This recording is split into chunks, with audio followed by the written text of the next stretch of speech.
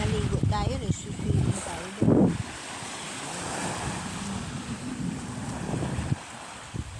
So ito, ang ganda-ganda ng tubig, sulit paliguan. Yun ba yung sinasabing mga kapatid na sulitin natin ang karagatan, sulitin natin ang tinatawag ng karagatan ng kapatid, sulitin mo na. Enough na, tira yan, tira mo. Kain na nga. Enough na, tirahan mo rin yung mga naiiwan. Gusto nila yun, kaya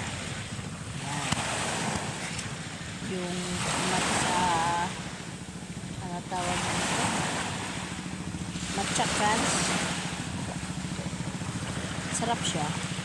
Yan. So, ganun mga kapatid,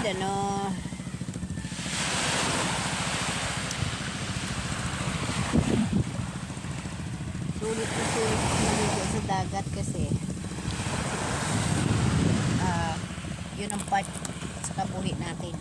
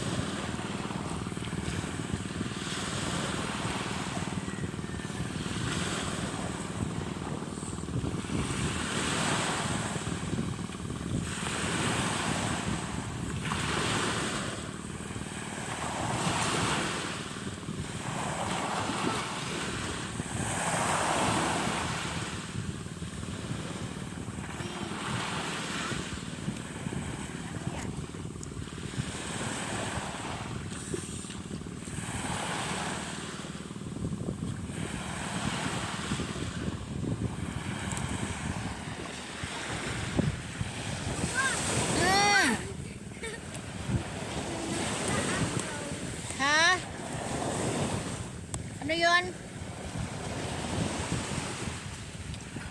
Yun. Oh. Kasi na-swimming ko. Ma, may nakita ako crab. Ano yun? Crab? Ayaan mo yung crab. Ha? Ay mga kapatid, ito yung isa sa swimming therapy ko. Yun. Sa post-stroke, ito rin yung isa sa therapy ko na daily talaga ginagawa ko, no? At isa rin sa biyaya ng mahal na Diyos sa buhay ko na araw-araw makaligo ko sa dagat. Susulitin natin